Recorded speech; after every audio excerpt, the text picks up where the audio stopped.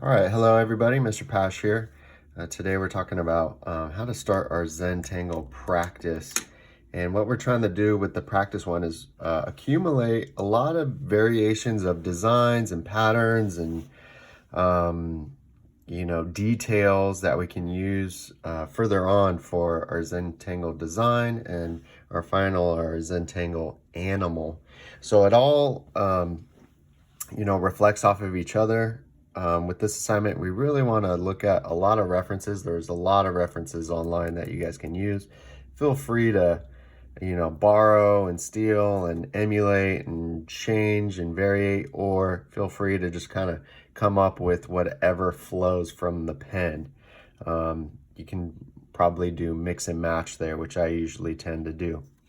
What we're going to do is 12. Here's an example of a lot. You can see that they're all like inside of the square format here. And what I really want you guys to look at too is notice how some of the designs are light, medium, and dark. Okay, and so since we've done the value scales in pen already, hopefully you guys have had some practice and some success building up those light, medium, and dark values in there. Okay, so take a look at that really quick. Okay, that'll just kind of help your designs, feel a little bit more, I don't know, realistic or pop out a little bit more. Okay, so this is what our sheet's gonna look like. Sorry, you guys don't have to put the title in there. I only did that for the video. But basically what you want to do is sketch out about 12 areas. I kind of did these open squares here. They can be circles or they can just be open freeform shapes. I don't really care on this one, okay? And since we're talking about,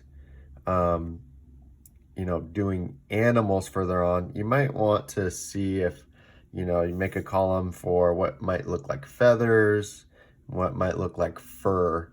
And then, I've also given the prompt to maybe just a solid pattern and then just keeping a section that's open. That's up to you. I really don't care how you guys do that. Just kind of really be free with it, hopefully. Okay. So the next step on this is really quick. We're just going to take some of these and make a design out of them. This one's pretty straightforward. I would prompt you guys to do something that's a little bit more overlapping a little bit. Give it a little bit more depth. Okay, you can see the difference here. This one's just kind of all fits into shapes. But areas like here, you probably overlap into other areas. So that's what we'll focus on the next one. Again, lots of examples here. Feel free to use those examples as well. Just Zentangle designs. And here's one I did a few years back myself. This is my own example, just kind of, lots of variation and little 3D forms I threw in there as well. What this will look like for the animal, we'll take the animal and we'll break it down into really basic shapes. You can kind of see the shapes that the artist broke the animals down into. We're going to make some parts look a little bit realistic, especially just the eyes, maybe the noses, but at least the eyes there. And here's an example of, the artist starting off with very basic big shapes, which we'll kind of start off with our thumbnails today with. And here's just another example. I'm using all bears on this one just so you can see how different these are. This artist kind of used this feathery approach even on the bear here, but you see some basic patterns in here and noticing some of the hatching that's going on here from the value scales you guys created. And what else do we got going on here? It kind of makes it a little bit 3D-ish. You can see some gradient values in there. And even aspects like, if you guys look at the top here, that's just like our op art line assignment that we did there, just to kind of add in there. So hopefully you guys will see that all this kind of adds up. Okay, these are really good examples, by the way. I don't want to scare you guys with that one. We're just going to try to go with the basic flat one here, but we want to try to overlap if we can on some features on our animal. Okay, all right, so let's get to it. Here I already have mapped out about 12 different ones. and feathers here. And I would recommend outlining in pencil first and then pen. Okay, and the go-to on this is just start off with some basic shapes here. And so even for feathers, when you're doing feathers or scales, you can start off with some round ones here. Okay, so I'm outlining some bigger shapes. And when you want to do feathers or scales, you want to go right in the middle of that and around. Even kind of connect that. Notice nice fluid lines here. And then for the next, same thing, right in the middle of those. Okay. Now what we'll do eventually is you'll figure out, and you can do it with a pencil if you want to start off with, like, okay, so how are we going to break down this design? Maybe we'll add in some smaller features in here. Maybe a little line around that. Okay. Maybe some lines shooting out. Okay, and we can get a lot of details in here. And so when we're talking about dark, medium, and light, let's add some solid black in here. It would be really nice to kind of use these roller ball gel pens for this because the ink comes out really well. Okay. Maybe that line there, and maybe this will be our medium. Keep those lines really close. Maybe for a medium one, and then maybe I'll just put some dots in here or something just for a little feature, and then I'm feeling just maybe another like little shape in there. I don't know. Another thing you guys could do for value, oh, that kind of sucks, but it's all practice. Another thing you guys could do for value is actually take a pencil and just kind of do a light shade in there if you guys wanted to. Just kind of pump up your value scale here. And so what you want, again, is some really solid blacks, some white space, and some in between, some grays. Now, whether you do that with pencil or pen, it's up to you. I would do both on that one. Okay. So for the Zentangle, I would repeat that throughout. So if you're going to do that here, do it again. Okay. And kind of make a little pattern out of that and see how that comes out. Okay. All right.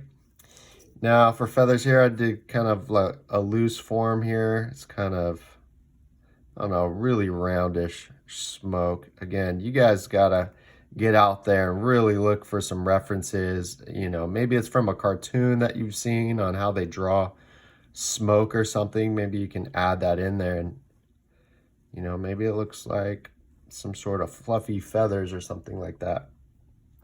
Now for this one, it'd be kind of hard, so it's kind of free form to add the design, but maybe I'll add in that, you know, stippling approach, you know, really congested there, and just kind of free it up as I go out. Looking for those inside corners where, you know, looks like some overlapping is happening. Don't have to add a lot. I kind of like it just as it is without the shading, but you know, it's always pumps up your designs if you do add some shading in there. Okay, looks okay. And then I've seen some, let's go back to like adding some larger shapes in here as well. Maybe like some sort of braiding effect happening here. Okay. Now we're not going to leave that as is. It looks pretty cool as is, but what we want to do is pump it up with some designs. And so, you know, I'm just going to go off the top of the head here. Maybe I'll just do a solid black line here.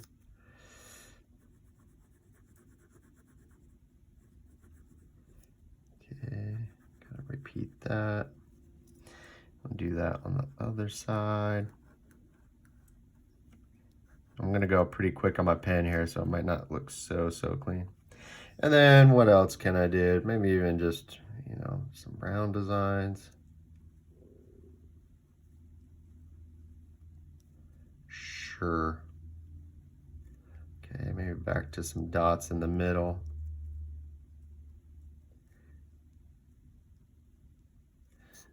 Sure. Maybe I'll add in some pencil, sorry. Maybe right in here. Oh, it looks all right. It's whatever. I would do something else probably on that. But the point is start off kind of with these medium, large shapes and then see how you guys can break it down. All right, so some other features here, you know, fur maybe, you know, fur is kind of triangular, can be kind of really loose. Kind of give it that almost fiery aspect. You know, maybe just kind of larger. Just kind of like be really open on that. Notice the line strokes are really consistent, not really choppy, it's really fluid. Okay. And then to make them maybe a little bit darker, maybe we go a lot smaller as we get out towards the edge. Sure, that looks not too bad. Maybe it's a spiral. Okay, and your prompt here, you know, what you guys are trying to do is how can you break down a spiral into something like that's a little bit more detailed. So maybe we'll just add some stripes around it, you know, curve it.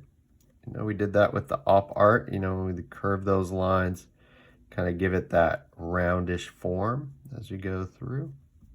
All right, and then maybe you totally fill those in.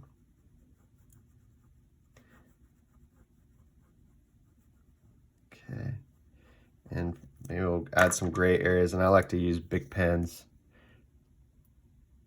for, you know, little smaller lines here. Add in some value. Kind of got a little bit too close on that one. That looks bad. And let's see, maybe add some scallop, shorter designs. Okay, what can we do with these? Maybe we'll add in some loops. So that'd be kind of our gray areas here. And then maybe, you know, you can even add in over the top like a black line here. And maybe if you really wanted to add in white, maybe we open a space before we do those scallops.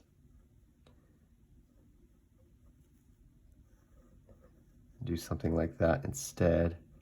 So you got dark, medium, and light there. You guys can be, instead of, you know, be really bubbly and add some overlap, just kind of be really loose with it. Again, starting off with some larger shapes here. Okay, again, how can you break that down? Maybe it's a grid. Start off with a pattern. Okay, again, how can you break that down? So maybe you're dissecting it this way, and then filling that in.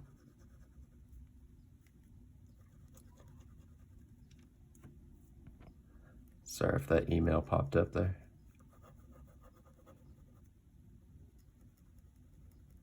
And then, let's see, maybe just some lines.